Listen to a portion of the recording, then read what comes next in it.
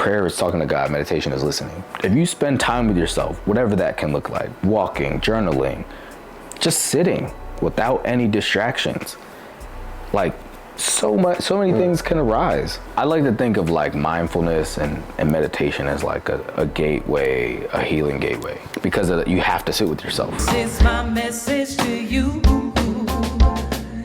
Your energy is infinite. Your energy. Yo, welcome to Living Good with Dom. We have the privilege of sitting down with the true force of nature in the world of creativity and wellness. Ian Davis.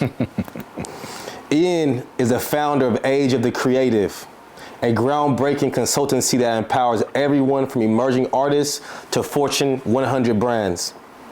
As a certified mindfulness meditation teacher, he is redefining what it means to thrive, blending industry-leading strategies with mindfulness practices to inspire growth, wellness, creativity at every level. Ian's work speaks for itself.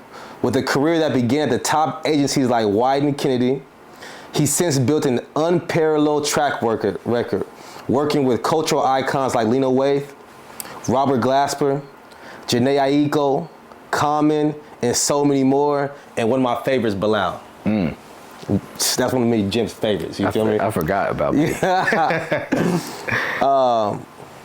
Throughout Age of the Creator, he's not just connecting artists and brands, he's creating a movement, one rooted in purpose, collaboration, and transformation. But Ian's impact doesn't stop there. He also created powerful tools like Mindful Cards and My Daily Vibe Journal, resources that help creators unlock the potential and align with their highest selves. His holistic approach and unwavering commitment to love, learn, grow, and serve have made him a trusted leader and beacon of inspiration. Ian Davis, today we're giving you your great flowers that you deserve. Welcome to the show. It's truly an honor. Thank you for having me, man. Can you, next time I speak somewhere, can you come in? I'll do it. You can send that to me. You know what I mean? I need that. I need that. You deserve it. You deserve it. You know, Thank you, man. Yeah, I think about all that we have done as Black creatives. I think about the culture that we are, and when I think about culture, I think about cultivating. And we literally cultivate the lens through which the world looks through. So when we get somebody of your likeness on in the backroom studio on Living Good with Dom, it's only right that we honor you properly. You feel me? I appreciate that, man. Yeah. I'm grateful. Thank you. So listen, we just gonna hop right in. How's life, bro? You know, life it's had its challenges, it's had its ups and downs. But in this moment, I really actually am energized from your introduction right now. I'm just like, you know, here and there you need those moments of reassurance. And there's obviously things I might not be as present in my mind as far as my journey is concerned. But I was talking to a friend earlier, and one thing that came in that conversation is focusing on the good. So, you know, in a season in a time that I've had some struggles and some challenges, being able to hear you just, you know, read that, and then think about, it reminds me of just all the good, and that everything's working for my good. So It's all working for your good. yeah, in the midst of things, I'm good, man. I'm grateful to be here. Thank you for having me. Yeah, if you don't mind me asking, what challenges were you met with in this season that made you have to focus on the good? You know, as much as you feel like comfortable sharing with that. Yeah, I think a couple things. Like, I've been an entrepreneur for, you know, officially my company will be 10 in February. Oh yeah, congratulations. Thank you. A decade. Yeah. Our kids ain't even 10 years old. Yeah. So, you know, for me, being at a different phase of my life, stability is a goal, is an intention. And when you don't have that as an entrepreneur, right, more specifically like financial stability has been challenging. And then just, you know, some of the projects I share with you, just feeling like things aren't moving at the rate I would want them to be moving at. That's real. So, right, just kind of spiraling out and feeling like, am I doing what I'm supposed to be doing? Am I where I'm supposed to be at? Right, so that, you know, those were and have been the challenges of just like financially being like, all right, when is this gonna happen? You know, really trying to cultivate new and more opportunities. And then also just the transition being here in LA. This year too? Nah, not even a year. This is month 10. Oh, okay, yeah. You got some rooting to do. Yeah, it's month 10, but you know, I like to say like I'm not new to LA. LA is new to me living. Right? Because I was here doing the bi-coastal thing for a while. Respect. And it was going well. The challenge I've had is just the progress, like I said, the sort of timing, but also just understanding like people in LA work. I'm very collaborative, so when I'm trying to move something forward and be like, yo, like how are we doing on this? When are we gonna do this, make this happen? And you know, my collaborators, my partners, the people I'm working with, maybe don't have that same priority of timing. It becomes challenging. But I've actually shared it with a few people, and maybe we said it when we met up a few weeks back. Or maybe it was actually after, and you and I text you, and you were talking about, and this is the moment I kind of was like coming out and had my realizations. And I think you had just did one of the things with Arise. Yes. And what you had posted, I don't know if you posted on Instagram, but you posted on TikTok, and you talked about your wellness being in proximity to being in your purpose. Ooh. And that was so powerful because that for me, right, I'm talking about the challenges and the struggles I'm facing. It's like I'm scratching, I'm doing this and that, like, all right, where is this next dollar or this next opportunity coming from? And what ends up happening is I'm fixated and focused on that versus being in line with what my intention is, what my gifts are, using that. And I remember sharing it with a couple weeks ago. I went back home where I grew up at for my high school reunion. I grew up in Arizona. Yeah, okay. So one of my high school football coaches, you know, reconnected online. I saw him a couple years ago and I went back, but recently over the last year or so, been like just reconnected, texting, you know, sharing things. He'll DM me different things and I'll share stuff with him. And he asked me the same question. It's like, man, it's been difficult. And I shared with him what you said, the essence of what you said, because it just resonated a lot with me. And that's really kind of what's helped to move me from that place and being better is me operating and using my gifts and doing the things I'm supposed to be doing versus like so fixated on maybe what's not happening, what I don't have, right? That sort of scarcity mindset, but also like being consumed with everything else that's happening versus doing what I'm supposed to be doing. And that's when, right, when you talk, and I even shared that with my pastor, right? Like your wellness is tied to the proximity of your purpose. So, right, when I'm doing that, when I'm operating in that space, I get poured into there because I'm doing what I'm supposed to be doing. And so, right, you know, we definitely need to be poured into with the work that we do because we serve so much. But,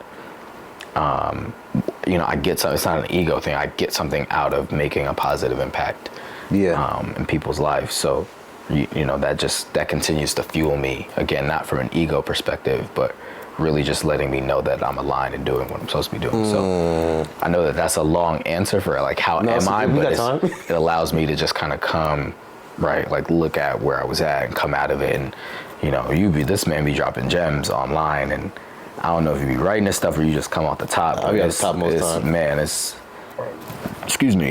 really, really divine. And I'm grateful to have just kind of come across that. I was like, whew. Yeah. And I told it to Kariga. I was like, bruh, I'll send it to, you know. So yeah, thank you for asking that, and thank you for doing that, sharing that with the world. I think it's so crazy. Like maybe like a year, like 3 years ago, I was like, I'm supposed to be online talking.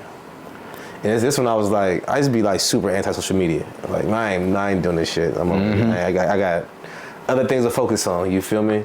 But I've noticed that me being in proximity to my purpose, it gives moments like this where somebody, I didn't know, I think I may have known that you mentioned that before, but I don't think it hit me the same way where we sitting down, I'm like processing what you said. Well, because it was after we linked up. It was literally like, it was either that same day or the day after, and I was like, bruh, what? Yeah, and I wholeheartedly believe that, like, the closer you are to your purpose, that equates to your well-being. Like what is your closeness to your purpose? Because yeah, let's just get into it. Because I'm enjoying this conversation because we both be on the same frequency. But I just be thinking like, yo, you ain't just come here just to come here.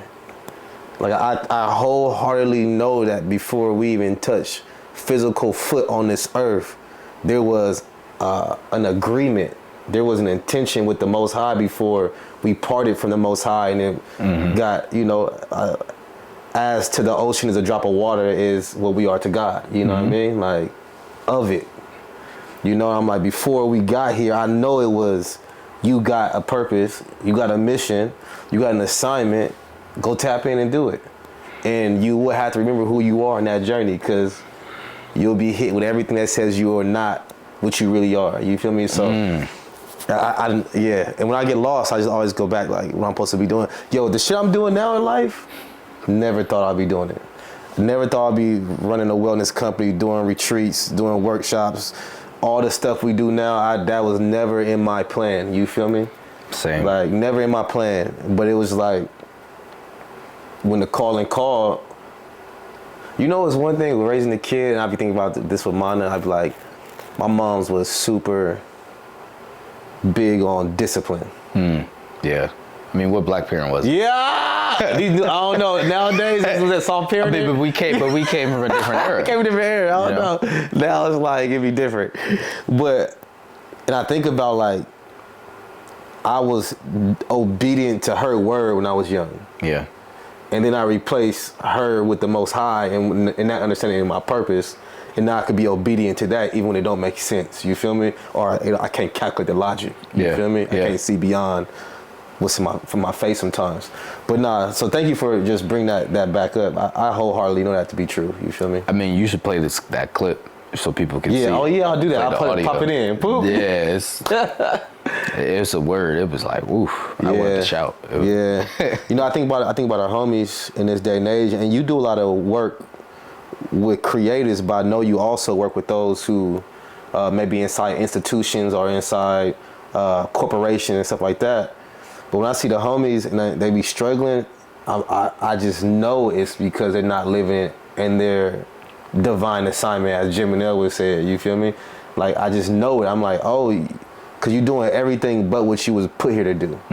So there's no, and honestly, the uncomfortability we be feeling, that's just a blessing too. Yeah. It's like, because if you were just comfortable in the unalignment, you would drive yourself off a cliff. You'd be like, oh, this shit is sweet. Well, there'd be no growth. There'd be no growth. You feel me? So I know we need those like reminders sometimes. You feel me? Yeah, I feel like when we talk about the homies, like, it takes work. You gotta, a lot of times what happens is people have their experience or situation, whatever happens in life, from a sort of like spiritual, if you want to call it spiritual, but people call it like dark night of the soul. So something happens in your life that right, whether it's somebody close to you transitioning, or you lose your job, like, whatever it is, like, it could be a snowball of different things. And that generally brings people to a place of like searching for like deeper sort of thing. And in the moment, those things are challenging, but then you come out on the other side and you're like, man, it was great that I went through that. But I think that, if we know the homies are struggling, it's like, what are you doing every day so that you're not struggling? And so just like you're going to go to the gym and work out so you can look a certain sort of way, or maybe, if you play sports or whatever, you're going to go put up 1,000 jump shots a day, right? Like, you have to sit with yourself. You have to work your mind out too. Working your mind out is training. So, right, if you don't, like, you're going to continue to struggle. And I think that there's so many opportunities, modalities, things that, our homies and people that look like us can be doing. And sometimes, again, you get pushed to that place from going through your dark night of the soul, or whatever you want to call it. And other times you're just like, you might, somebody might be like, hey, come over to this thing with me, and you kind of get on there. But I think it takes work every day we have to invest time in ourselves. What's your, I could feel where this episode is going. I'm really excited for it, because we're both teachers. So I don't want us to stray away from our gifts, right? So what, on a reflective note, what is your, I would call it self-work. What does your daily self-work look like, or your daily wellness or mindfulness practice look like to keep you? Because I love how transparent you were too, because you could have came on here like, nigga, everything's sweet. You feel me? Like, nah, bro, it's a different time. You feel me? Like, I'm figuring out how to stay, you know, in the right place with things going on. So like, in this, I'm not gonna say you in the dark night of the soul. Maybe you are in the dusk of it or somewhere around it. You are coming out of it. What were you doing even when it was looking dark? You feel me? 'Cause I think that's where we go astray most time, is when it is dark and everything we learned when we were in some form of awakening, we forget to use it, or we so panic we forget. So what you been doing to stay, you know what I mean? I think, you know, when we linked up, everything hasn't changed entirely. Yes. But mentally I'm in a better place. And even that video helped me. So for me, I'm very functional though. I'm able to function even when stuff doesn't, you know, isn't going well or whatever the case may be, just because I think I just have resilience. But my practices on a daily basis, like I'm like searching and trying to figure out like what else I could be doing. So generally I wake up, I, you know, give thanks to God. And if I wake up with an alarm, I turn my alarm off. And then I'll generally go and read a devotion on my phone. I know people, you know, I think I said this on a panel earlier this year, like, oh, don't wake up and grab your phone and da da da da. I think you need to be intentional about what you're grabbing your phone for. True, because your devotion was on your phone, and that's like, you know, oh, I sleep with the phone, and you got to figure out what works best for you. Yeah. So I'm not saying don't do it. I'm not saying do it. Just find out what works best for you. The nuances of that, because I be saying that too. So I don't have your phone.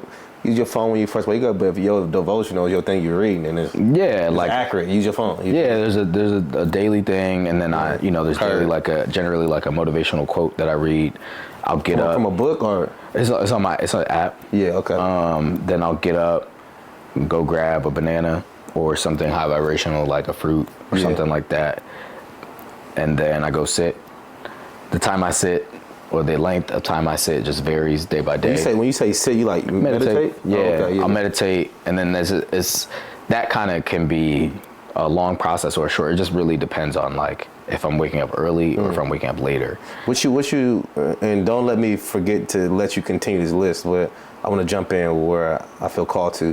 When you meditate, what you be doing? Like, what's your aim? Is it literally sitting in silence? Are you visualizing? Are you what's your way? Yeah, my vibe changes by the day. So some days I want a guided practice. Yeah, respect. Some days I just sit.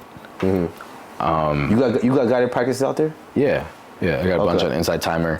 Okay. I have some as well, just in my own sort of portal. So okay, for sure. You tap in with me if anybody wants that. Yeah, but we'll make sure we find a way to get that. Yeah.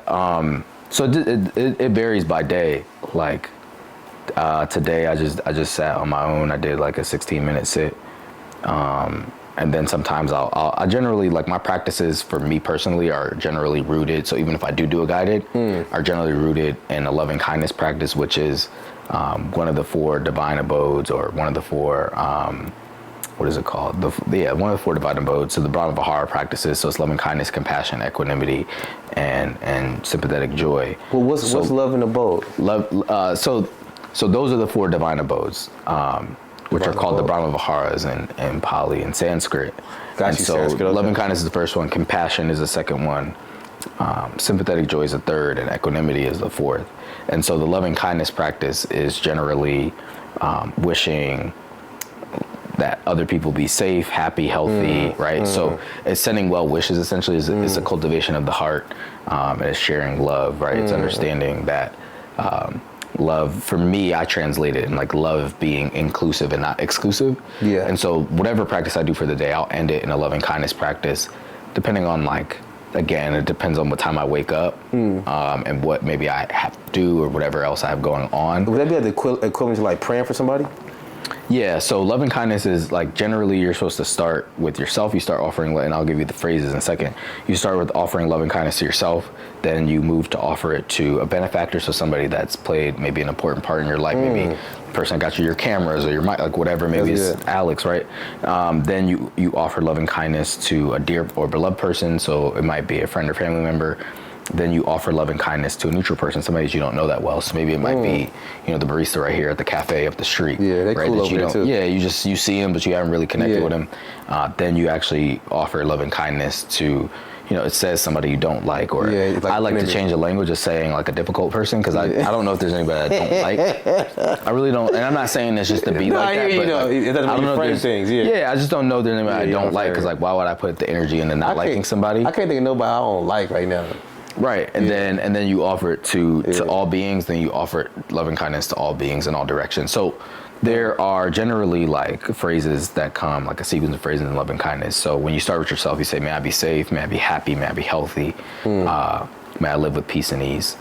Right, and you can add other things to that. And then when you offer it to the other people, you say, "May you." So may you be safe, may you be happy, may you be dope. healthy, may you live with peace and ease. That's dope. And then when you get to all beings, you can say, "May we all." You can say, "May all beings," and then you do it in "May all beings." So you offer it to all beings in different directions as well. So that's the practice. Sometimes I'll just do it for myself. Sometimes somebody will be on my heart or my mind. So be like, "Oh, let me send it to Dom and Jen." Right. So That's beautiful. So yeah, that's generally whether I have a guided practice, like I listen to a guided practice, or I sit on my own.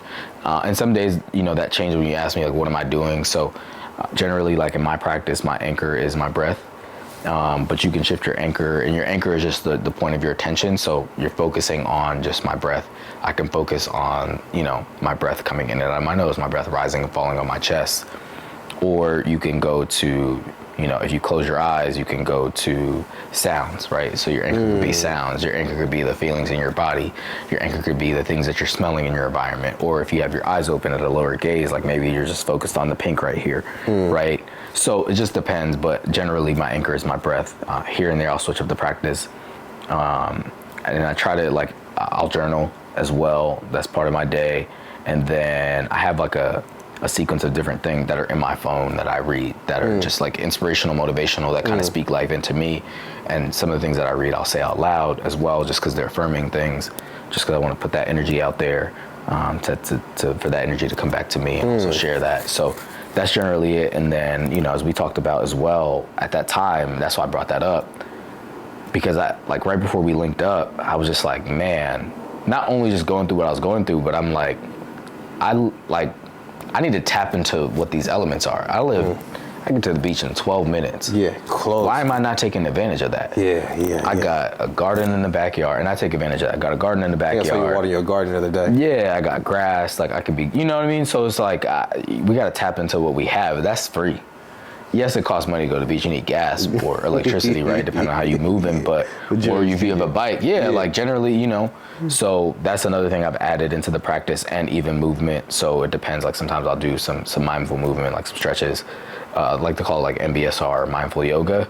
But then also I walk. MBSR, is that it? MBSR is mindfulness-based stress reduction. Mindfulness-based stress reduction. Yeah. So there's a sequence of they're hatha yoga practices. I actually don't like yoga personally. It's not my thing, even though I don't do yoga. I don't actually like yoga. For everybody thinks I do yoga. You look like you be doing yoga.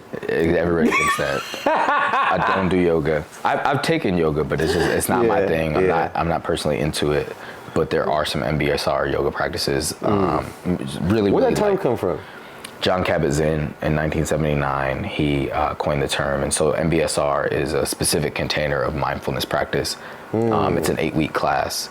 It's 79. done in he was on retreat in 1979. Yeah, he was on shrooms. He was. Nah, he was on a Vipassana retreat. He was on a Vipassana retreat, and he had some insight in the retreat he was on. I think the sit was it was a 2-hour sit. Oh yeah, you gonna download? And so he wasn't how he was instructed from what I can recall. And I'm down to be corrected where I'm wrong, but from what I can recall him and the book that I had to read of his was it was like a 2-hour sit, and in the Vipassana, he wasn't supposed to move, but he had this discomfort in I think his back or somewhere in his body, and for him, instead of him he leaned into the discomfort, so he sensed his body into it, and it actually made his practice better. He actually felt better versus focusing on the pain. So he leaned into it and breathed through that part of his body. I can't remember where the pain was. No, I hear you. I Though. That makes sense. So MBSR is a specific, it's an 8-week class. It's a specific way of, they like to call it secular, but a lot of these practices started in Buddhism and from other places around the world, from other cultures, people of color. But he took a lot of the things that he learned from the Buddhist tradition and, created MBSR, which is more evidence-based. So, or, scientific He did research. the practices, take Yeah. them away from the tradition or the religion. Colonized. I love what John Kabat-Zinn created. I'm actually qualified as a level 1 MBSR instructor. I'm going on a certification. I would tell John Kabat-Zinn that to his face. He colonized it. He colonized it, like, but the MBSR is like, it's actually a really great practice and slew of practices. So, yeah. Who were you before this? Like, first of all, thank you for sharing your practices. I think that's important. Before you reach this level of practical understanding, were you a different type of dude, or were you always kind of like chill in, or were you always chill in, and then there was some undertone that you feel me, like, because I feel like we all go when you begin doing any level of this kind of like any practice about getting back in touch with your spirit, you usually start evolving in certain ways. You feel me, that you may or may not predict. So were you always chill? Were you feel I don't me? know if I was always chill. I know my friend has a story of, she's like, I remember you came over, she was having like a cocktail party at her house. She's one of my best friends. And she's like, you was turned up off water. Because I didn't, like, at the time I was fasting, so I wasn't drinking. And I can do that even right now. Like, I don't drink, but, so I don't know if I was chill per se, but I think I was always intentional. That's deep. And just in life, outside of having any sort of practices, I think I was always intentional and disciplined. And I think life is about discipline. I do People too. are like, this is hard, and it's like, nah, not really. Like, I think things are as hard as we make them, and that's not to negate people's experiences, because there are people in circumstances that they may not have entire control over. So I don't want to put that to the side and negate that. However, right, like, there's so many success stories of people that, and some people could be lying about some of their stories, but like the people that didn't have this and that and made something, made lemonade out of, water, made lemons out of lemonade, like, right? So, I just think I've always been intentional. I've always kind of been, I've always just kind of been, my parents, my dad likes to use the word tenacious. I've worked for everything I've gotten. I don't have a problem going after it. So for me, it's the discipline in that. It's the discipline in being intentional, and like, even, right, like everything I do, like it's all strategy. Yeah. Even though, like, you talk about like my background at Wyden, like I was a producer. So like those producer skills, when you're producing television commercials and doing production, like, yes, there's like a lingo and a jargon and things like that to understand production, which I did and do still understand production. But really, like the skill is project management. It's managing it's managing personalities. It's being able to manage the budget. Do a bunch of different things concurrently. And so coming out of that is like, oh, I'm a producer. But then I realized, like, when I started the company and how I'm working with people, a lot of the work was strategy, because I'm developing a strategy and I can execute against it too. But right, so when I talk about being intentional, it's always like I always had a strategy per se of like, oh, this is why I want to do this, or if I'm gonna do this, I want it to look and feel and be like this. So I think I haven't always had a practice. I grew up in church, but I kind of came to the practice in 2011, 2012. Shout out to my homegirl. When you say the practice, what practice are you talking about? Meditation. My meditation. My homegirl Janelle, a classmate of mine. I just wanted to support her business, and she came to my house so I can buy, what she had at the time. She was selling tea, and she created this whole experience, and she taught me how to meditate. And I didn't know, but that was what she taught me, was like the Vipassana practice. So and what was the?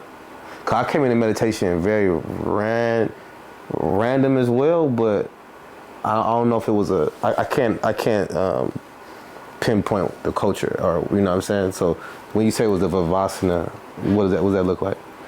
Vipassana is a practice. It's a deep concentration practice, meditation. So like similar to what I was talking about earlier with my practice, right? It's having an anchor and focusing on that. It's really it's an insight practice. Understood. And so within insight comes like inquiry and curiosity and things like that can arise The Brahma Viharas, which I talked about earlier, the 4 divine abodes are an insight practice as well. So Vipassana is a practice of concentration. That's the easiest way to put it in more common man's terms. And where is the concentration? What's the product of the concentration? What do you mean when you ask that? What do you mean when you say product? Like you concentrate for the benefit of That's a deeper question. I think that in the practice, right, a lot of us are looking to alleviate different circumstances or experiences, stress, anxiety, whatever the case may be, different things in life. Some people may be even trying to escape, but that's not, the practice isn't for that. I like to think about, just anything under the sort of, so many different lineages in Buddhism, but under that sort of umbrella as, ways of living better, ways of living happier, ways of loving, doing all the things that we're supposed to be doing. We talk about like the purpose, the intention. And so I think that those are all practices to help us with that versus escape them. So I don't have a particular answer to that. I think other people have like as a sort of universal answer. I think you come to a Vipassana practice for whatever your reason is. Where has it led you? I like to think of like mindfulness and meditation as like a gateway, a healing gateway. So you know how people say like marijuana is like a gateway drug. Or you smoke weed first and then you maybe get into other, right? Hopefully not, but right, you get into other things. And so I think that like meditation and mindfulness is that. Because you have to sit with yourself. And even in a practice like Vipassana, it's non-judgmental, and like mindfulness meditation is, right? So a lot of people are like, I can't meditate, da da da da. And it's not about being still. It's about allowing things to be as they are. So you're like, I can't quiet my mind. That's not. So you ask like, where are we going with that? What's the direction? I don't know if that's the word you said, but like somewhere there, right? If you ask what it is, it's just to be. That's why this is called Be Here, Be Now, right? So it's just like you're here in this moment. And yes, you just thought about your lunch. Yes, you just thought about the 5 things that you have to do. But the magic moment, the moment of mindfulness is when you notice that your mind went away from whatever your anchor is. So in the case of like practicing, if you're focused on your breath and you're like, okay, I feel the inhale and the exhale of my breath. I feel my feet on the floor, whatever. And you start to think about lunch, it's like, oh, okay, I let lunch pass away, and I come right back to my breath. Okay, I'm here again. I noticed that my mind went away. It's a present moment awareness cultivation. It's easier than we think, and what happens is that's what's called a practice. Like the more you practice, the better you get at it. So the more you practice that jump shot from 15 feet, and you make it more, you're gonna make it more in the game. That's true. And so similarly, I like to think about in real life, like if you have time to yourself every day, you talk about the homies, we coming back to the homies, like if you spend, and you don't need to meditate, like you have to find what works best for you. But if you spend time with yourself, whatever that can look like, walking, journaling, just sitting without any distractions, like so many things can arise. So much insight comes out of that. It's so true. And so I think it's imperative, whether it's 5 minutes, 10 minutes, 15 minutes, just having time to yourself, totally disconnected, not feeling like you have to do whatever. If you're at work, maybe you go sit in your car for 5-10 minutes, leave your phone at the desk in the drawer, whatever, and just sit. And you don't have to meditate, but there was something I read when I got into my teacher training years ago. It said like, prayer is talking to God, meditation is listening. So right, like in that case, when you talk about like where are you trying to go, it's like you're sitting here, okay, my mind went to lunch.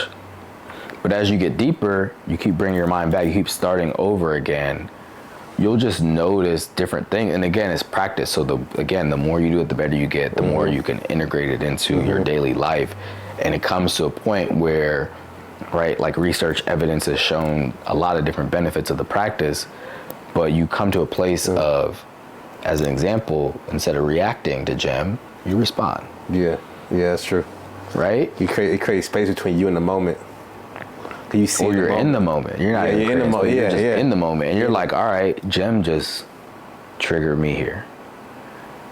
I could either pop back off at her, or maybe mine, right? Like, And these little boys, so hopefully, but right, like these kids, they have their own, they be doing their own thing, and they're not doing it on purpose. Yeah, like, but a kid could definitely hit one of your triggers. Because you might just be focused on, okay, what am I doing with this, and this, and then, oh shoot, right? So that you come to a place the more you're practicing, you're like, okay, I realize that Jim doing this made me feel like this. Okay, let me respond to her. Let me hear what she's saying. Let me actually listen. Maybe whether you agree or disagree with it, right? And you're just in that, and you're like, my heart got tight when she said this. Yeah. Right. Like that's the practice. It's not. Right. That's part of it. But we not just sitting here all the time. Like it's really, for me, it's about, and how I like to teach is just like, how are we integrating this into our lives? That's where it really hits. That's what the homies need. Yeah. You talk about it. Yeah. Like, that's what the homies need. How you really use this. Right. Yeah. It's cool to have the moment. What are we doing off the cushion? Yeah. You go to a conference, this is why like I'm intentional about how I program, how I activate, how I show up, because we don't need more panels. Yeah. There's so many of like the conference space is really abundant, but it's just crazy. Like it blows my mind how much people spend on tickets to conferences that they don't really walk away with anything practical and tangible that they can integrate into their lives. You just, I hear Dom speak. I've been following Dom for 10 years, and now you hear you speak, and then it's like, oh man, I'm inspired. But like, what are you doing with that inspiration after they hear you speak? Are you inspired for a day? Like, how are you taking what they got from your conversation? And so, right, that's what I started creating with just some of my work in the workshop space. It was just like, okay, cool, we'll create that inspirational moment. We can sit here and chat with Dom about how he built tunnel vision and Arise and da-da-da-da-da.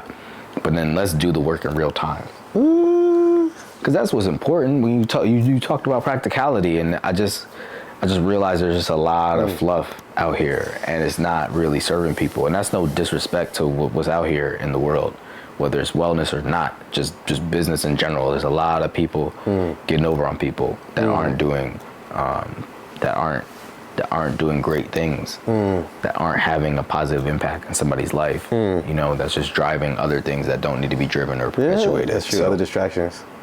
Yeah, I think about that often. I'm like, you could be in front of me or anybody else, but when you get home, what you doing?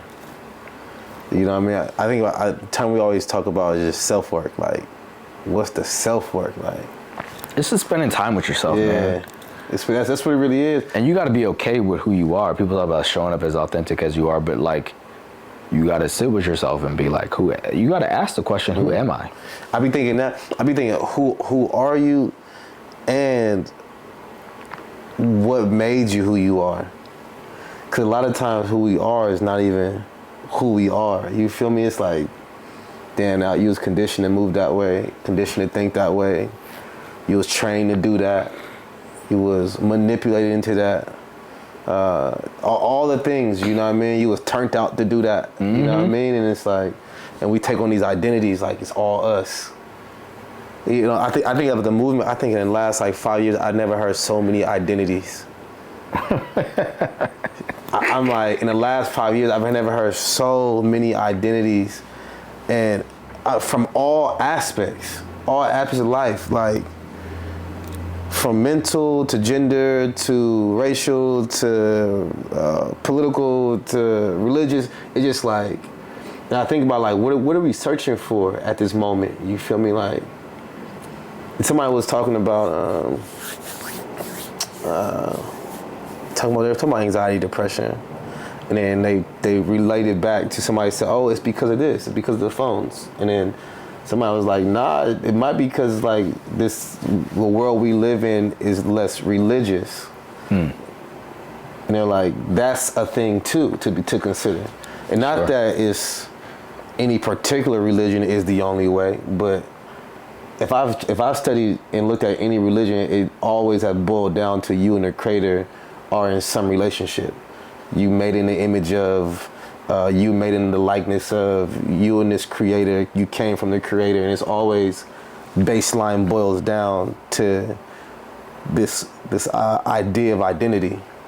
I would challenge it more. I would push, not even challenge, I would push it further to say, if you look at just like theology and the different subsets of religion, faith, whatever, there's a through line.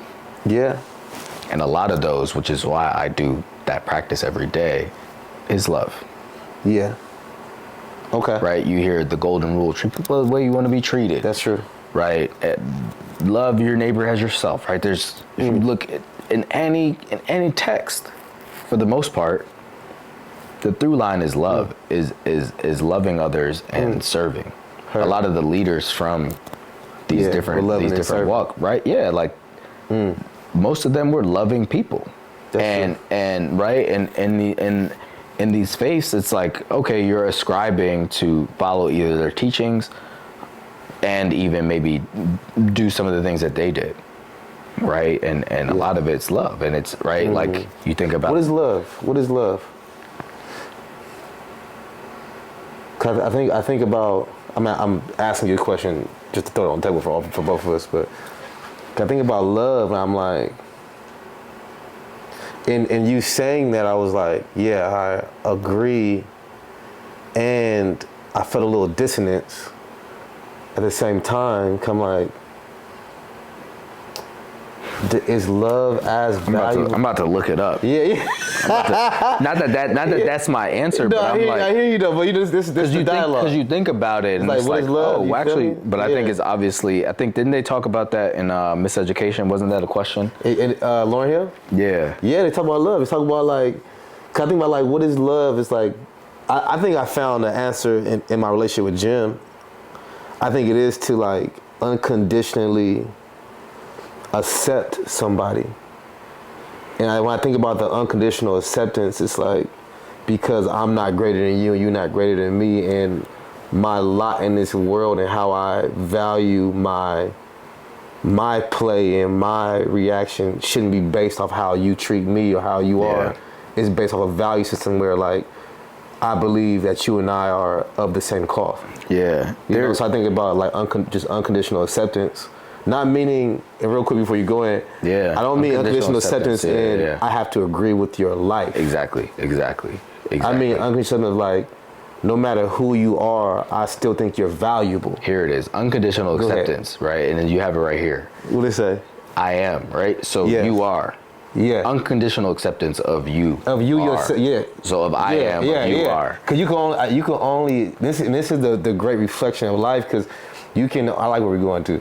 I mean, this is the frequency of love, bro. Is that 528? Yeah. Oh, that's cool. Yeah. I think about like, I can only accept you fully if I accept myself fully. Like if I don't fuck with a piece of myself that is off task sometimes or not thorough sometimes, and I'm judging myself, when I meet that quality in you, I'm irritated. And I'm like, this motherfucker don't show up on time. But you like, that ain't, you mad because you don't show up on time. You treat yourself grimy, and you look at him like he pissed you off, but you had to hold the trigger in the first place to be triggered. You know what's so divine, right? So I said, I am. And what you said, we're all mirrors. Well, you feel me? So exactly what you said, like what you don't like in me is actually something you don't like within yourself. And then to take it to a place where you might be mad that you're not here or there or whatever the case may be. But we're all mirrors even to the Most High. Like you said, likeness and image. Likeness and image. In my axiom, or the part of wellness and well-being where I really anchor myself is in like, what do you identify with? Who are you identifying yourself with? Not even on a God level. Yes, that's at the core root, but like, yo, I be thinking like, yo, if you think you a gangster, you gonna act like a gangster. If you think you a dog, you gonna move like a dog. You think you a hoe, you gonna move like a hoe. You think you think you savage, you gonna move like a savage. You feel me? Like, your identity, you think you smart, you gonna move in this world like you smart. You think you're a great business, like that who do you think you are? And I think it's so funny because I think about the way some of us were raised, where it's like, if you step out of the understanding or the scope of expectation, who you think you are?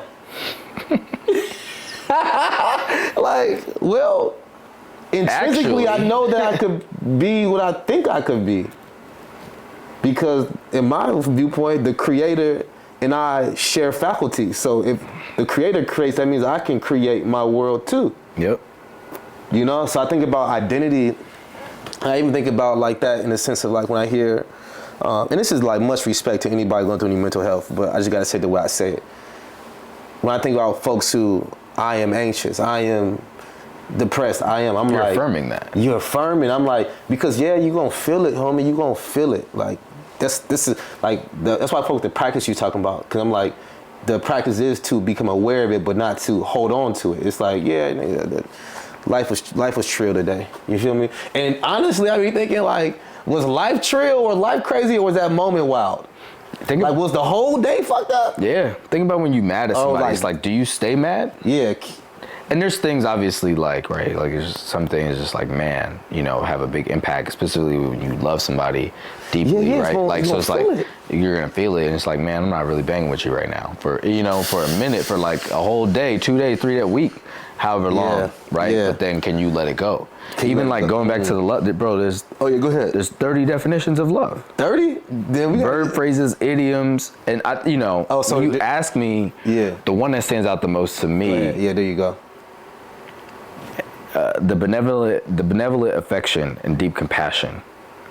And it says of God for all creatures. I would even just say of all creatures. Well, I know benevolent in association, but like benevolent, like how would you? I think of benevolence Social, as like generosity to an extent. Okay. Your benevolence. I feel like To an extra extent. time. Yeah, it says characterized by or expressing goodwill or kindly feelings. I hear that. Desiring to help others, charitable and intended for benefits rather than for profit. So I think benevolence is like synonymous with generosity. Yeah, cause you know the deepest. What made me really seek a new awareness of love was like having my son, and then comparing the love I have for my son to my wife. And I was like, there's things that my wife does that I'm like sometimes irritated about, or like I feel out of bounds, and I'm like, you feel me? But with my son at this age, I have no association to any of his action to anything negative. It's like, yeah, I could correct a behavior, but I don't judge any of his behavior. It's like an acceptance of who he is and what he's learning at the time. Imagine if you could integrate that into everything that happens. You feel me? And outside of people. Oh, so an interesting. Outside acceptance, of people. that's the practice. Yeah. Acceptance of what it is. Acceptance of what it is, yeah. Okay, this contract didn't come through. Cool. Cool. Yep. Let it smooth off. It's easier said than done. I'm not sitting here No, I hear you though. saying that I have it mastered because I just talked about my challenges. But I think even in these ways, and somebody said to me recently, because I'm very impactful what I do in the spiritual wellness space and helping people realize their power. And somebody said to me like, Dom, why don't you go get certified in something? And I was like, who can certify me in knowing me the best? And this is not to undermine any certification. You feel me? But in thinking about that, it just got me thinking about back to Jim and Elle and like the love. It just really got me thinking like, it got me more comfortable saying and being of understanding that like, yo, there's a set of divine law, principle, and paradigms that have been passed through millennia, from antiquity, from the divine to the human being that has been put in many books and many bodies of art and many religions and many traditions, and these principles are not something I need to step away from and say sometimes like, not to knock you, to say like, this is just the way I do it. It's like, no, there's been ways that people have been able to do it and prove that this way works. This perception of self, this way of understanding, this intentional living works. And I say this to wrap this up, I've been becoming more comfortable on just being like, the fruit of my life is my evidence. And now mind you, I'm a deep studier, and I study way more than I lead off. But the studies have all led me to the same thing, is that the wisdom is internal. So when There's something to be said about like getting trained, right? I 'Cause think you could. go ahead, yeah. To your point, right? Somebody's like, oh, agree. you should get certified. Yeah. It's a training in almost not just your, because I like, right, you said like nobody can, I've certified myself. However, right, are you going to go to a doctor that says that? Are you going to send mine to a doctor that's like, I certified myself? Now listen, if You're the going to go doctor, to somebody that's studied, that is qualified to do this, that has went through sort of not necessarily rigorous, but has went through a training that lets you know that they're qualified. You might not look and see where they went to med school at or whatever the case may be. So that's, I would just challenge the sort of the certification, because it allows, it allows a certain level, not that you necessarily care about, of respect, 2, level of qualification, and then 3, we talk about abundance, right? So certain things allow you to be in certain places, right? Just as if you were a psychologist, or, right, like if you had a doctor or PhD, like you're gonna make a certain amount of money just off of that. Like, you know what I'm saying? You certify yourself because you are the embodiment of infinite possibilities. However, you got this other thing with it, right? Like Howard certified you. You know what I'm saying? So and I think that's what makes me. I'm glad we're going on this route. You feel me? This is a good wrestle. So I like wrestling too. So just so you know, I want to stay here for a second. 'Cause I think I'm also open to my perspective always being grown and expanded. Same. Right. So I'm the type of brother where I'm gonna sit in what I believe, but I also understand that there's more to understand. Absolutely. You feel me? Same. So with that said, now I'm gonna be very unapologetic about how I want to say it. Okay. Because now we can just talk, right? Yep. And we know each other, this way. So I think about like when I tap in with the homies from all different backgrounds, but when I particularly tap into my homies who don't have degrees and certifications, there is a lack of confidence. Even when they are literally the best at something. And I'm like, yo, and they're like, yo, you went to Howard? I'm like, I went to Howard, and I know some dumb motherfuckers. I know some disciplined motherfuckers too. I can follow the law and the order and the pattern from A to Z and not miss a line. Yeah. You feel me? But critical thinking, and shout out to my Howard folks, I ain't talking about y'all grimy, you feel me? But generally speaking. But I'm like, yo, because you don't have this certification or this degree does not make you less qualified if you are also sometimes self-studied, Now, I'm not against self-study. I'm like, I believe there's 2 forms of information, 2 ways to grow. I believe you can go and have a teacher. I believe you can, like a formal institution and teacher, and I believe you can go and find knowledge. And then you can practice it. So to your point, I think, right, having self-studied or even like go and finding knowledge on your own versus, I think it depends on like your intention, like, right? So with the knowledge, what are you looking to do? So if you're looking to hold space for something and serve people in the capacity, you should have a teacher and be trained. Maybe. Because it allows you, because like, it's like, as an example, here's the example I'll use. Okay. And I didn't think about this until like, I grew up in church. Yes. And the way I kind of understood leadership in church was like, you used this language earlier, right? Like calling and things like that. So it's like, man, I got called. So then you go, and I don't know what the church route. I don't know what the sort of what the requirements were to become an ordained person. It's like divinity schools and stuff like that. See, I didn't know that. Yeah, there's like until as an adult, my community where I go, I became cool with the leadership, and it made me look differently at how I grew up to understand that, like, yes, you have a calling, but to my knowledge, I know people that were called in churches I grew up. Okay. That didn't. Well, no, I'm just saying that. Okay. And there's no shade to them that weren't studied. Yeah. And so I think it becomes the reason I say what I say about, and I respect. Like, I think we're saying similar things too, because I think if you're self-studied and you gain the knowledge, and me and you are linking, you want to share with me, you want to share with Alex, you want to share with Karita, whoever, that's a different thing. Now, if you're like, hey, I'm a I'm doing this, da da da da da, that's a different thing. And I think that can be a slippery slope and or dangerous. Because there are certain nuances in being trained that you learn that you're not going to learn in a self-study, specifically with people that have been qualified or have done it. Yeah. So I think it depends. I think both routes are amazing, and people should go down and figure out what works best for you. But I think being trained is just being more responsible, because using the doctor example. But like with the pastors, it was like when I started to get cool with some of them, and they go to theology, divinity school, da da da da. They're not just learning about like, hey, I'm gonna lead this Baptist church in Christianity. Yeah. They're learning theology and divinity is a broad scope, it's a scholarly practice. Yeah, and so they're learning how to hold this. They're being trained in how to actually put these sermons together. It's not just like, in the hymn and the ha.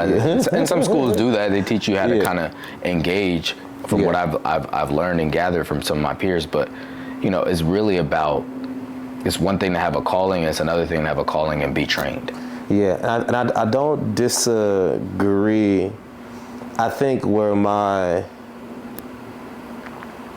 differentiating comes from is when you can have somebody who is studied and trained, but the fruits of their practice are not prevalent in the life that they live. You feel me? And that's why it comes into intention. Right. So here's what I'm saying. So and that's either or. You could have somebody that's trained like that, or somebody that's not trained and did the self-study, right? And maybe the intention of this person that self-studied is like. Yeah. So I see where you're going with that, and this is where I'm like, so just so you know, I'm a psychology major, right? So, right. So I'm studied. And then there's a self-study. There's a self-study. So let me reframe and recorrect. I think there's a study, and then I think there is a practice that will re-inform you in ways that your studying could never. What's the practice? The practice would be you striving for the thing that you studied, and you finding levels of achievement that then gives you insight, because we're only studying works that have been practiced. That's why we study them. They're like, somebody was out there like, I have a philosophy, an idea, a hypothesis, and I went out there and practiced it, and I found result. Now, I do believe you can have no formal study, say the exact same thing. I have an idea. I think this thing will work, and go practice it intentionally over time. Or sometimes you just hit a fucking bullseye right away. But you practice over time, and you continue, and you're like, oh shit, I learned. So I guess to bring this back to like a something just like concrete. In the psychology space, in the counseling space, in the psychiatric kind of space, this is much respect to anybody going through anything mental health. But I know many counselors and psychologists whose lives wouldn't reflect what they're telling people to do. And I'm like, yo, it's not that you're wrong, but I do believe the practice of it would have gave you insight the study of it would never give you. But maybe they practice it at a time. One of my an ex is a clinician, is a therapist, whatever. She crazy? No, but like, it's often like, is exactly what you said. I get it. But maybe there, even in the time that I was with her and spent with her, maybe there were times I wasn't with her, where her practice as a trained person reflected, her personal practice reflected what her professional practice was, right? So her personal practice reflected what her professional practice was. So whatever she was doing professionally, like giving, here, and a lot of times it's listening, right? You're just kind of you're probing people to go deeper, not necessarily solving their problems. You're asking questions and giving and letting them get the answers, yes. right? And I think that we can do that with therapy and other different modalities. So, but like I said, like sometimes there may have been times, I don't know, where there's times I saw like, man, I know that from what I know that you're studying, your personal practice is not reflecting what you're doing professionally. And there were probably times that it did. So I think it's, I don't disagree with you at all. And just to keep pulling this through real quick, because I like to go deep in these podcasts. I think this is what makes the shit fun and fun to listen to for hours and shit. I think about like what we're studied under, what we're studying, right? And in this particular, I'm saying very particularly in this colonized education system, the things that are studied sometimes are devoid of the root of what the actual practice is.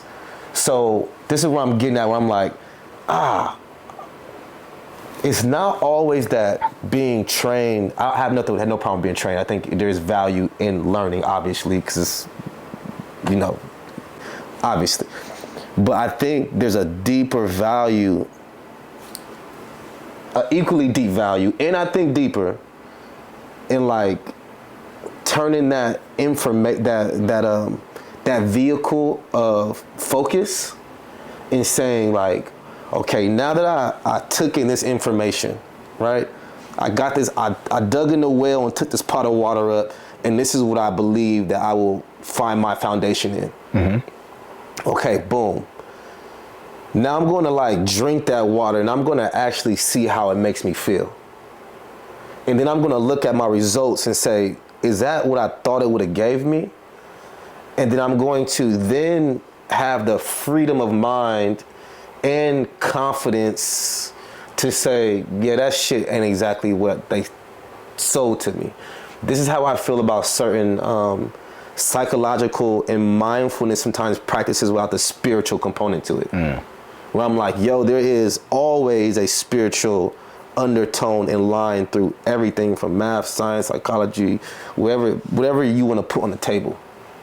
And I think particularly in our system where it sometimes devalues that, we miss a very pertinent part of the educational equation that puts us as a creator of the information too.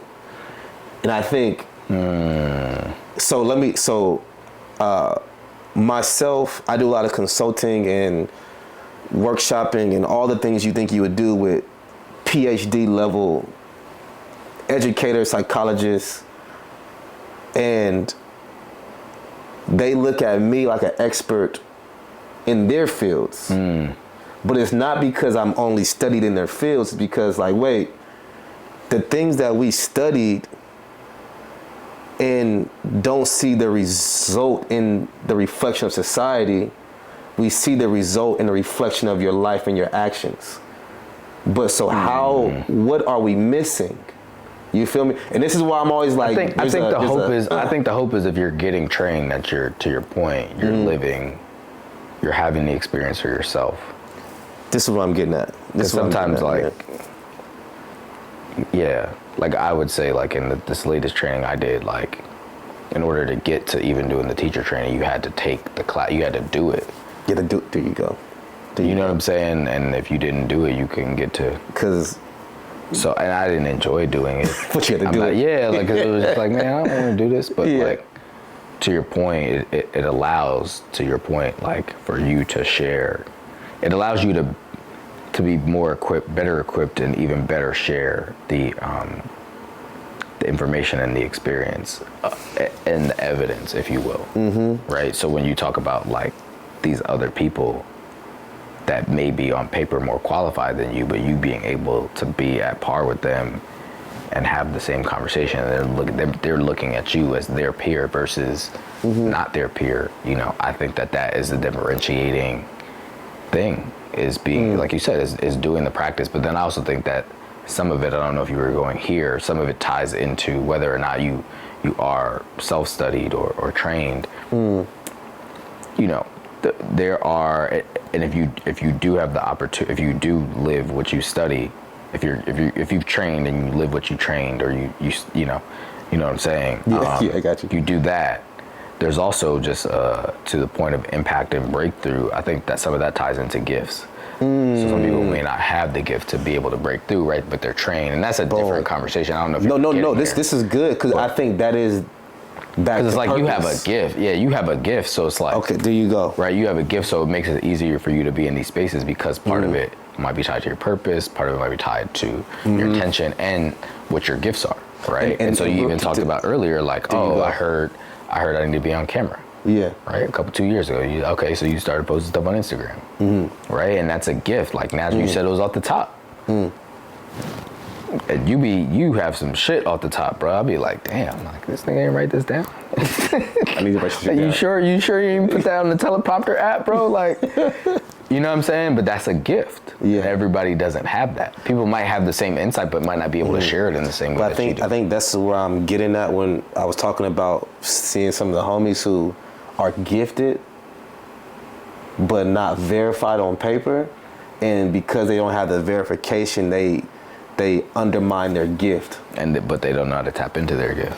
You feel me? Or they tap into it, but when they get to somebody who's on paper or somebody who has got to a certain level, they begin to undermine themselves. For sure. As if their gift is no longer valid. And I think sometimes I like to cape for that sector population. It was like, but your gift will take you there. Don't negate studying, because I think we all know a gifted athlete who didn't train. You feel me? Like, you're like, he cold, he's 6'7", could dunk from the free throw line at 7th grade, but he ain't make it to the league. And it's like, there is a level of training that you have to put yourself through, no matter how you get to that training. Would that be you walked into a class, an institution, you intuitively fell into a book, you sought out information. So I like that little wrestle we went through, because I think we got back to it where it's like, but there is, I think everybody, this goes back to the beginning of your conversation, how you started when you're like, am I in my purpose? Like, I'm trying to figure out certain things aren't lining up, am I in my purpose? And it's like, I would hope, even from this podcast, that will be the question that people ask themselves. Not because something's not lining up, but just like, am I in my purpose, or I'm just moving based off what's pulling me in this moment? You know? It's interesting you say that. And I don't want to share too much on this right now, but like I just recently saw something that's tied into like, some things that are happening in the moment, and it talked about, one of the things saying like the intention is that people can live more fulfilling, purposeful lives, and the backlash that's like happening on this thing is like, I'm not saying I disagree or agree with the backlash. I resonated with like, if that is actually the intention, that's dope. Okay. Obviously there's some sacrifices and other things that might be impact a little bit more heavily, but right, like, can we look, if that is true, is that a silver lining?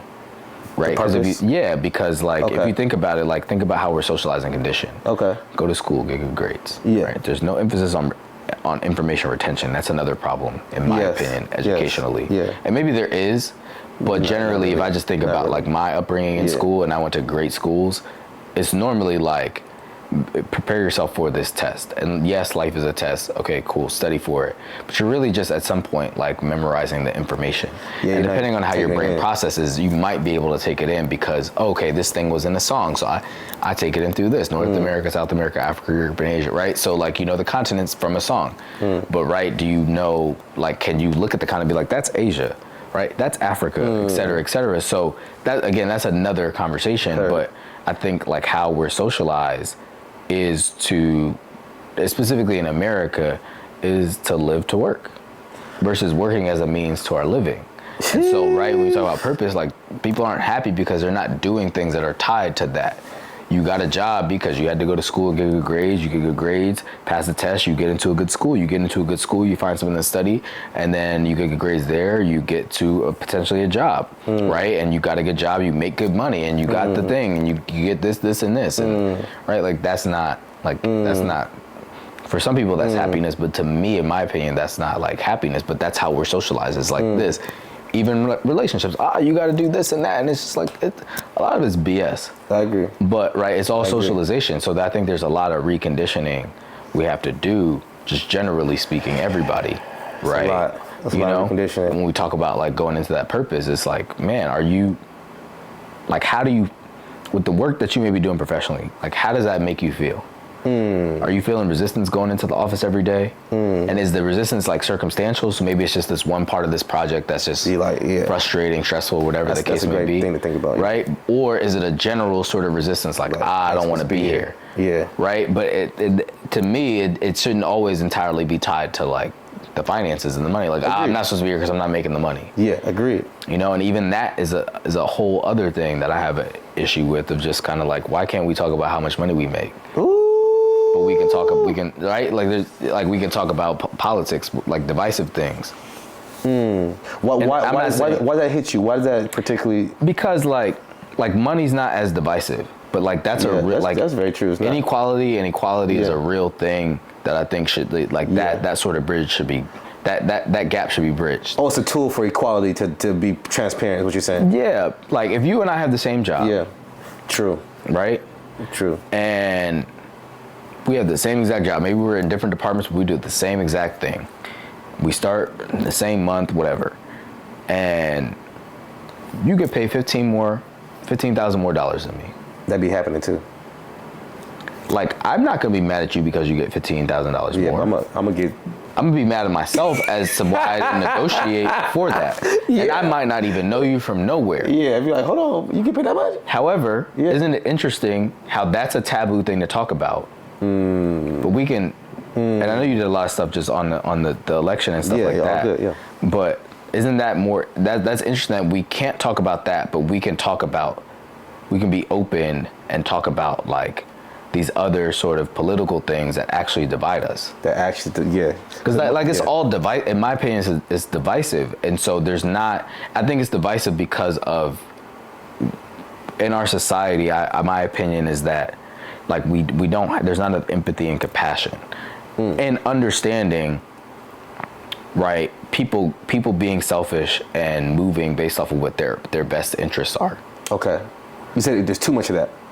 There's not enough of compassion and empathy, but there's too much of people not understanding. Yes. And so, right, the best example I have is like San Diego don't got a team, but like, let's just say, right, like let's just call you a Lakers fan. Yeah, okay. And I'm a Knicks fan. Okay. Right? Sure. There's nothing you're going to say that's going to make me like the Lakers. Nothing I'm going to say that's going to make you like the Knicks. Like, nah. And that's okay. Right? But we could be like, man, you still my boy. Yeah. But when it comes to policy, when it comes to voting, when it comes to faith, religion, there's not that empathy, there's not that compassion, there's not that understanding to be like, okay, Dom likes this, likes the Lakers because of this. And you know what? Even though he likes the Lakers because of Bronny and Bron and da-da-da-da-da, I still bang with Dom. That's my mans. Yeah. But you voted for this person and da-da-da. And I'm not saying like, and I don't even want to go down that rabbit hole, but I just wanted to just bring it up. I like the rabbit hole, so we could go down. Yeah, I just wanted to bring up just like how interesting I think that like certain things are taboo. And why do you think it's that taboo? Like the politics or the money? I don't know. I wish I had the answer. I just wish there was more understanding and more empathy. And I'm not sitting here trying to be woo-woo or nothing like that. Like, I'm just being real when we think about, like, real practicality. Like, when was the last time you had a conversation with your homie on a deal? Yeah. You know what I'm saying? On how much money they made on something. That's true. Because it's like, that's personal. And I think that politics and religion are personal. Ooh. Those are personal subjects because they're divisive. And that's true. They can, and it could really mess up a relationship with somebody based off of, like, what they did or didn't do. That's true. I've been in business, I've been having more... As my finances have become more stabilized, it was in part due to me having more conversations like that. Because it was, Jim works for a company called Passion Planner, and their CEO is mad open about how much money she makes. Like, no not even braggadocious about it, just like, mad, just like, yo, yeah, this is what I made last year. This is what the company made, not tripping, like, whatever. Because it doesn't matter. Because it doesn't matter. And I was like, yo, I used to be like mad, like secret about the money, you feel me? And I was like, yo, let me just start being more open about it. But then when I was open about it, I started having more dialogue, and from the money, because money is a direct reflection of how much perceived value and confidence. It's a mixed thing. It's like perceived value times the person who's selling the thing or asking for the thing, how much self-confidence you had to say, I really want this much for it, you know? Yeah. So now when I'm having conversation with homies who are doing business, I'm like, oh, you charge what? Oh, yeah, that's too low. Like, what you mean? I'm like, well, one, it might have been too low and they might have said no to a higher number because, like, how did you dictate the offering? If you dictated the offering in one line and then said I wanted 20 bands, I wouldn't buy that either. But if you broke that one line up into like 15 lines that scaffolded the offer, they're like, damn, all that comes in that. And then you like, yo, that's 20. It's like, yeah, I had to read a half a page to get to what the fuck you just said you wanted 20 for. Yeah, no, that looks like the amount of work you're talking about, you know? But I completely feel you. And I think even on the politic level, I think at times we play power dynamics from an inferiority place. So to talk about what you believe in and talk about what I believe in is to say that I almost, and say it's taboo, it's like I almost believe that you can possibly siphon my power away by having more money, by being the political party who won. And that's where I'm like, I don't even call myself American. I'm like, you can't box me into this nation, and then also y'all enslave my people. So I'm really not about to fuck with you like that on that kind of level. You feel me? Like, yeah, I'm here, paperwork, I get it, respect to the nation in some regards, but mad, unvalid in a lot of reasons. You feel me? You feel me? Like, but I think about it in the sense of like, with American politics and election, I don't worry about who's in the presidency. Donald Trump, the fucking grand KKK master, not calling him that, but anybody, the Barack Obama, I'm like, oh, that's dope. You made it to your hope, maybe your dream job or your dream goal. I'm still going to live in my purpose. And I'm still going to use my divine principles to manifest and create the life that I deserve. Mm-hmm. And I'm going to teach my people the same. Where like, yo, that old boy in that seat that says president, he ain't gonna dictate your life. You are. Your choices gonna dictate your life. You feel me? Like, I think people also like, psychologically, this too. Like, in one way or another, we kind of get socialized to put our trust in elected people, but also like people want to be led. People want to be sheep. Yeah, that's so it's like, that's not a knock to anybody. No, it's not a knock. It's just truth. It's just truth. That's just the way society is. You have, there's this Erykah Badu thing. She was in this movie. And she was talking about like 85% of people, and and then like 10%, and then 5%. It's easier to be led. To be honest with you, it's easier, and it's easier. Like I was talking to my boy earlier on the phone. It was his birthday, so we were catching up, and that's cool. He was just saying like, I was making a joke to him about something. He was like, nah, man, I'm doing the opposite now. Because I said like, I tried to do it the way that you did. He's like, nah, don't do what I did, and I was joking, but he was like, yeah, now I'm just trying to do the opposite of everything I did before. And I said to him, I'm like, I've always just kind of been like countercultural. Like I've always went against the grain. I've never thought in the same sort of ways that, traditionally speaking, like, and I don't know if it's outside the box. I don't know how you want to frame it, but for me, it's just like, okay, this other thing is a possibility too. Yeah, there's mad possibilities out here. So I think that, it's interesting. I remember I got the job I wanted out of college, and it was great, really great job. And I just thought the perks were great, everything was dope.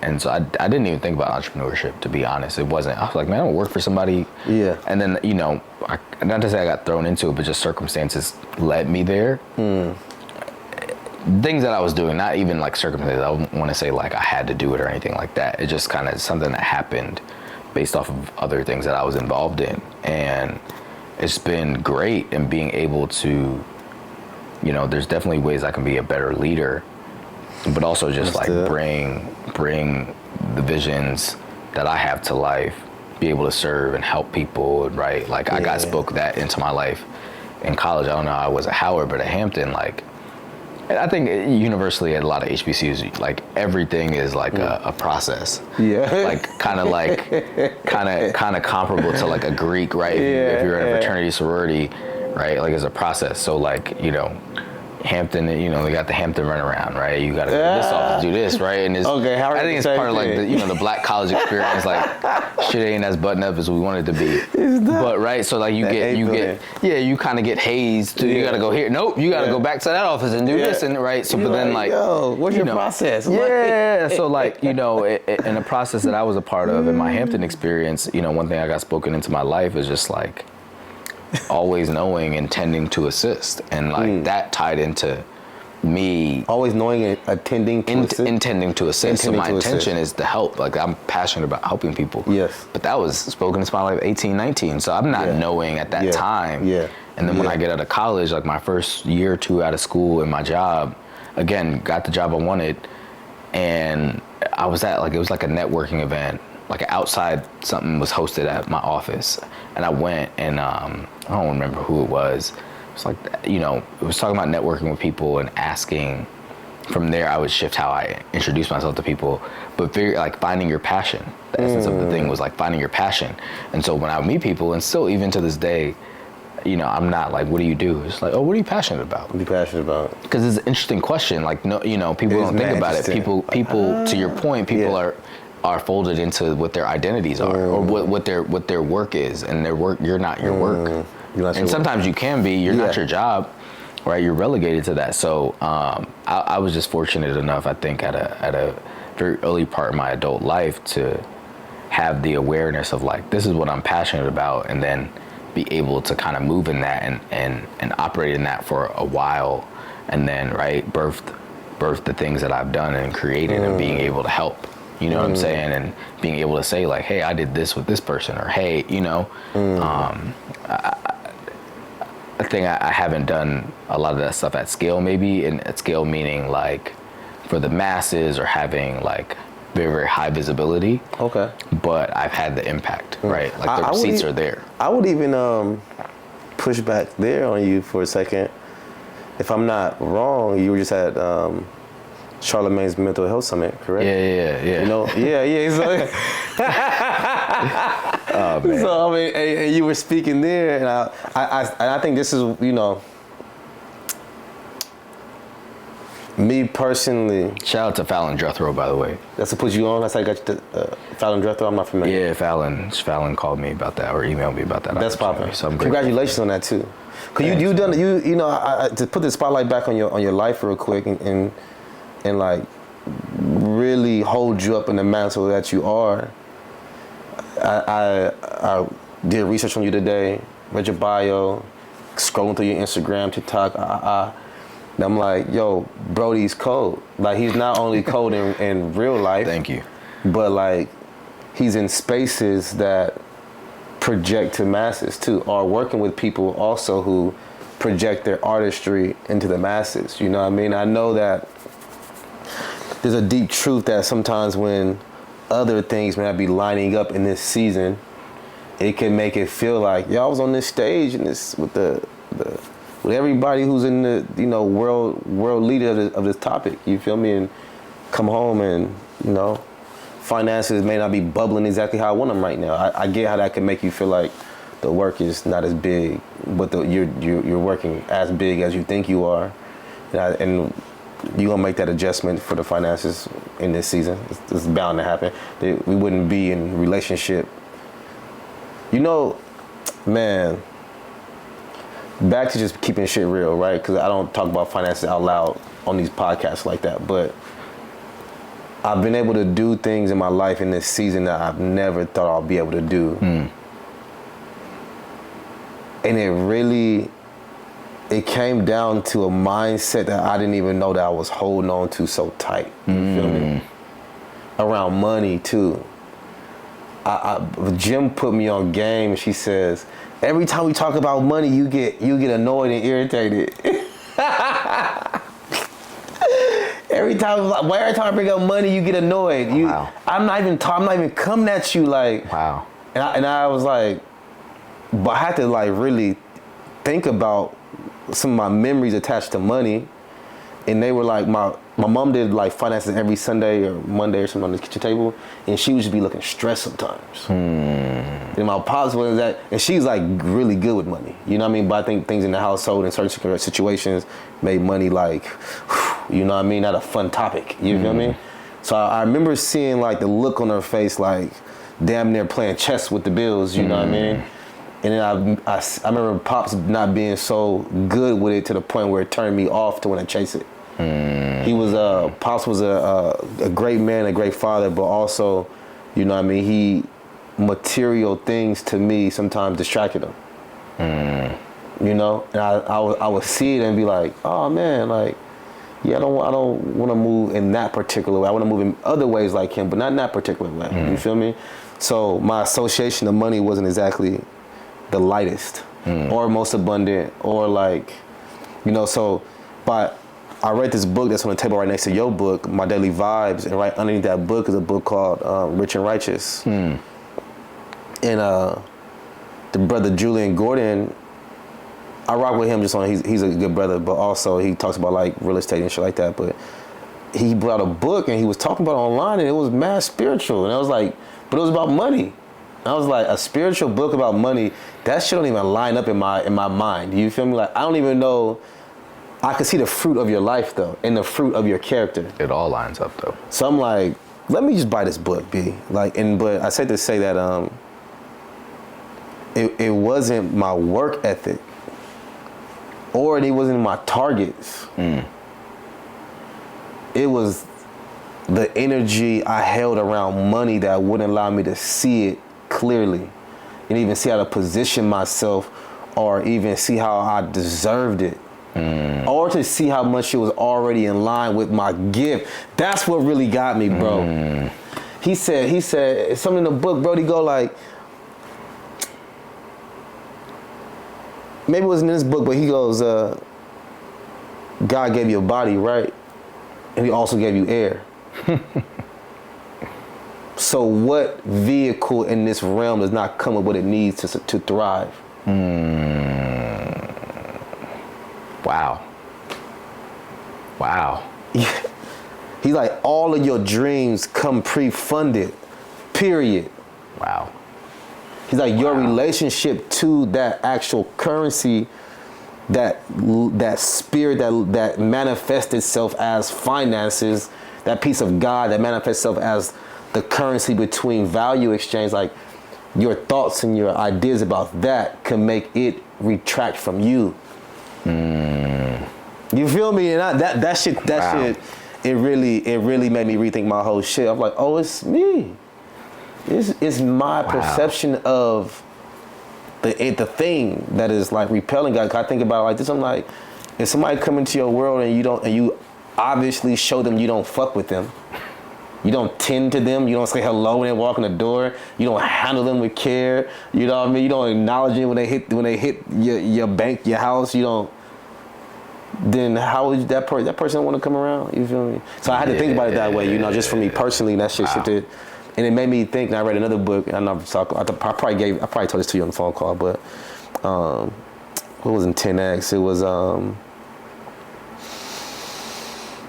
I think it might have been 10X, and he's like a super capitalist, right? So sometimes I don't refer this book to people most times. So like, it might be the most capitalist book as far as like finance that go, but the Brody, he's just like, yo, oh no, this was another book. It was, I feel comfortable more sharing this book, $100 million offer. And he talks about like, yo, who can really value what you offer? Who can really tell you that your thing is not as unique and impactful as it is unless it's not of you? Unless you're mimicking somebody's stuff to the point where your sauce isn't on it, now it's the same product as everybody else. He's like, but if you can diversify the product, maybe the same outcome as somebody else, but you can diversify it in your way. It's going to speak to a particular audience who speaks your language, and then you dictate the price based off the uniqueness of your offer, bruh. So I bring that up to just bring up, like, I know we talking about finances and people talk about money, but that's the shit that really made my gift I can't even say sustainable. Like, it made me thrive. It made me turn my gift into a thriving vehicle. And I've been giving people my gift. And one last thing, and I want to talk about your gifts you've been giving to the world. Julian Gordon talks about, and that's from Rich and Righteous, he goes, you got to have a blessing model and a business model. Okay. Model or motto? Model. Okay. You got to have a business model and a blessing model. Okay. And he's like, some things need to be hard line business. Yeah. Like, yo, I make this money to make sure my cup overflows excessively. Yeah. So then I can do the things that bless people without needing nothing back. Wow. That changed how I handle my finances too. Wow. Where I was like, yo, I don't mind, taking this creative ability and turning towards a customer base who I know can pay a premium for it. Because then we can do things like Kinfolk. Then we can produce things like Jim's Mantra Lose Volume 1 and 2, because now there's an abundance.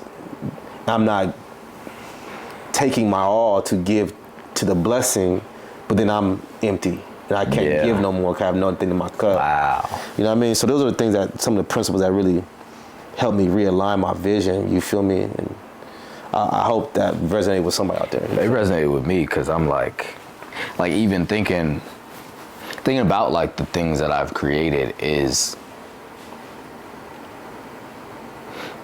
I would almost say like, I didn't know that that's the intention, but to your point, like, where's the hard line of business?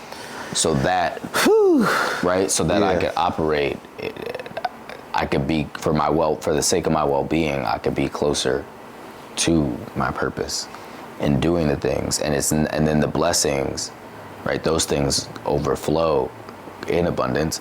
So, right, when you bless somebody, you're gonna get blessed back. 100%. You can call it whatever you want to call it, generosity, benevolence, etc. Like blessings, whatever word, says best with you. But right, like generosity is a thing, and generosity is not transactional.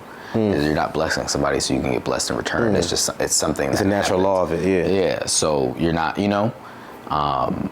that's powerful. That's powerful, man. Yeah. Thank you for sharing that. Yeah, because I think about, I could feel what's in your soul, and I could feel what's in your heart. You feel me? And I know that be here, be now.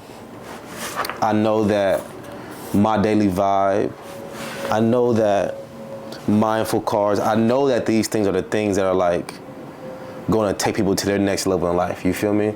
And I think part of my mission here in this life is to build with the creatives and the entrepreneurs to go down a certain route of visibility with their products and their ideas, and like certain business route. I'm like, I be thinking this, bro, and I don't want to say no disrespect to anybody who work at these organizations, but I be like, there's no reason why Nike got the best creative in the world. Niggas sell shoes. You feel me? We all need them, and much respect to my people who work at Nike. I got y'all too, but I'm like, things like this should be the thing that's pushed the hardest. Shout out to Nike, because my homegirl, she actually Howard alum. Yeah, she's my Nike client. We like Nike. I got Nikes. She calls me, and when she doesn't have when it doesn't work out for her to actually like bring me in for something, she's like, hey, I want to like let's put your books in our gift bag. Let's do this, da da da da. So like, shout out to her for doing that, and she's really done an amazing job with that. Like, she understands that. She understands like the power of cooperative economics, but also just understands the power of like supporting people that are doing things. So I'm so grateful for that, because it gives me an opportunity to be like, hey, 100%. Like with Nike. But I want to see, in this era time, I want to see us become the Nikes. I can only shoot that shot at Nike because it's so big. So shout out to those at Nike making that engine work. But I think about like soul impact or soul impact. Like, I'm gonna give the higher value to the soul impact. Like, what would it look like? Like, it would actually be dope. Like, what if Nike just had like, they had just like the mindful cards and like a card in each shoebox. You know what I'm saying? Like, That's actually hard as fuck. you know what I'm saying?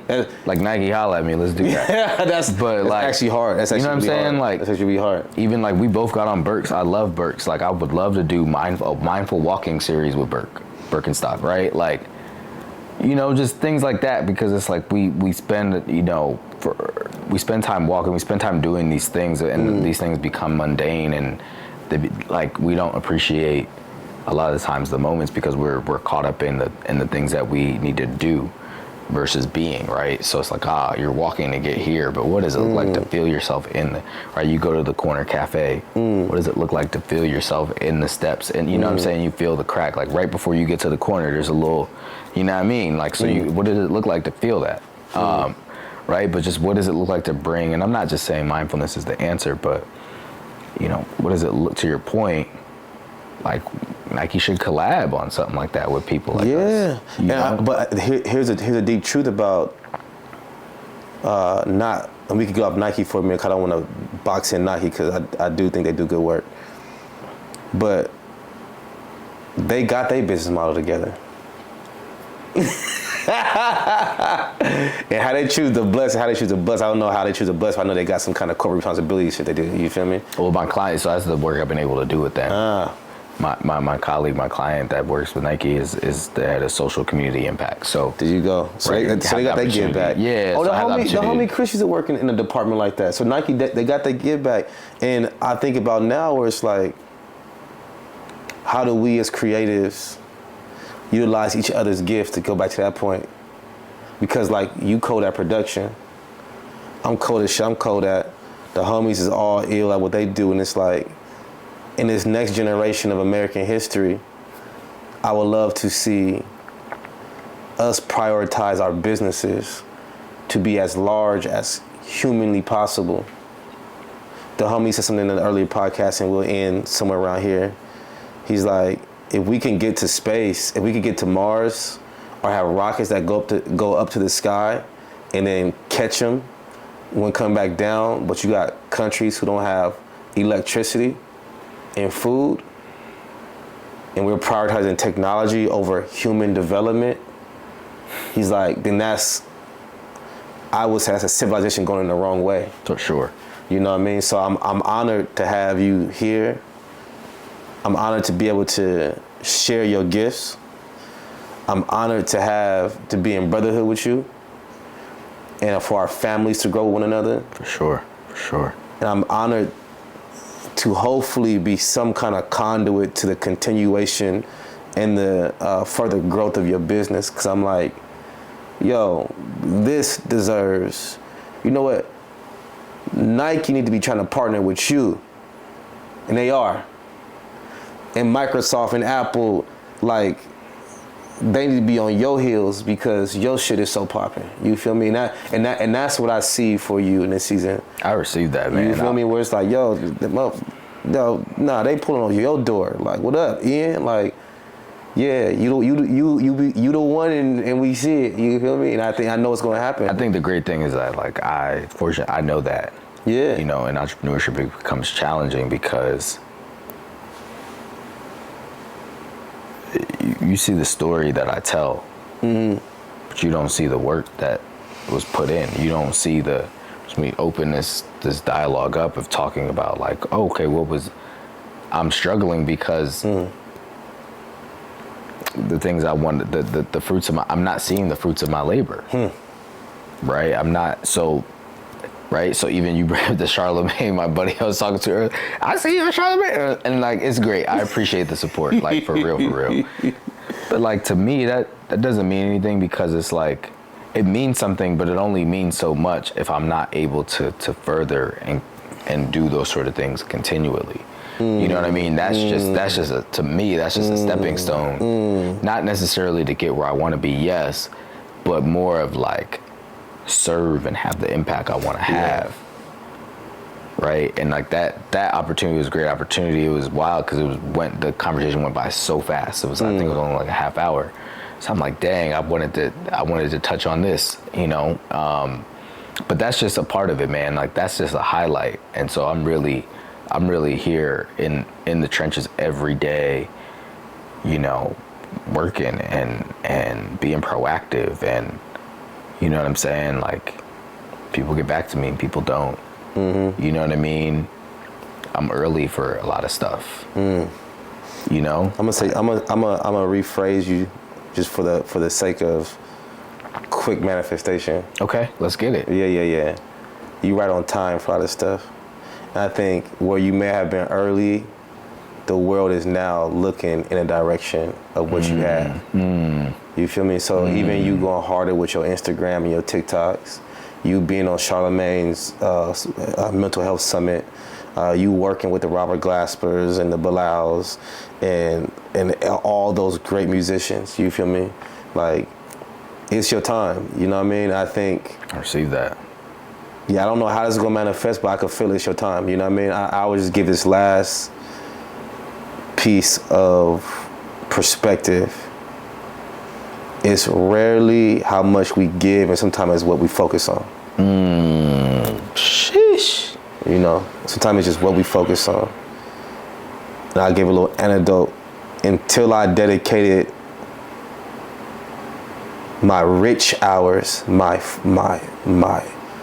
life, where my life force energy was the most potent, to connecting my products, that's when I saw things flip around. But before, I spent most of my times in product development and showcasing, and not actually what people would call sales or outreach. When I spent 2 years on that, every shit started connecting. You feel me? So I know you in the right direction. Man, I received that. I'm excited for it. Real quick, you are dropping a project, or you have already dropped it. Nah, you got the link. It's not dropped. It ain't dropped yet? I got the early drop? Nah, I just put it up so I could have like the cohesion of like the project, because it's not just separate joints. Tell us about that, because now, you know, we busted out a long podcast today, and I'm excited for it, because when somebody gets to this end, they've invested hours of their time. Yeah, thank y'all. Yeah, you know what I mean? And I'm the type of person where I listen to 5-hour podcasts, so that's my vibe, you feel me? So I know when I get to a podcast, I invested that much time, I'm like, I gotta know how to continue rocking with this brother. Yeah. So what you got coming up? I know we got these products in front. What you got coming up, you know, that you about to drop? Yeah, I'm at creative_Ian on all socials. Shout out to you and our other homies. We got a great picture that Kariga took. Me, you, and so Kariga's not in the picture, but well, maybe he is. I don't know. The baby, I think he might be there. But it's me. It's definitely me, you, and Maroof in there. And I remember just being here at your crib and being inspired by like y'all being consistent and that being a challenge I had. So the things you talk about, just like social, I got lit up by you. We had an impromptu phone call and you were like, yo, I got this thing, I'm gonna send it to you. And that just like put a battery in my back. So thank you.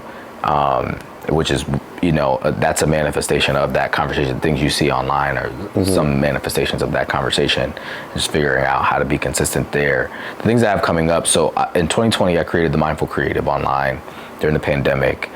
It was a community online where every week on Mondays and Wednesdays on Clubhouse, I would be teaching 30-minute mindfulness. Then I start to have dialogue and conversations with people.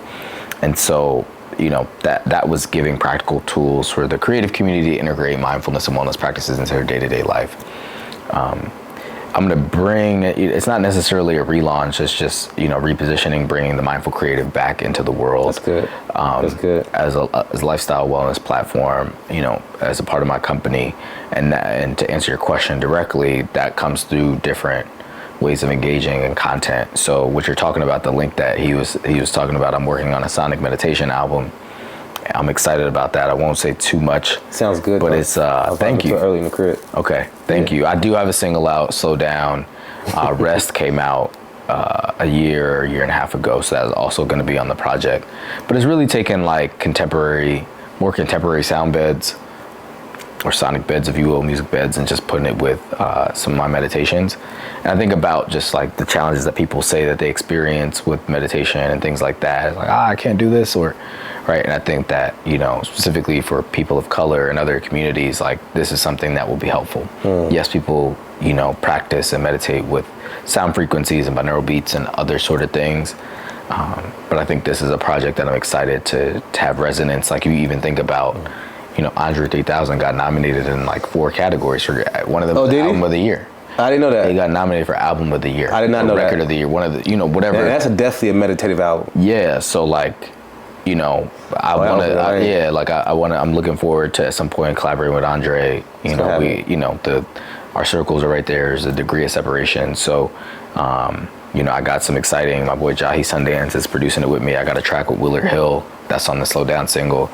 So I'm excited about that. I have some content that I'm also working on as well, and just really bringing, as I talked about, just like practical tools and resources. So Mindful is the name of the album.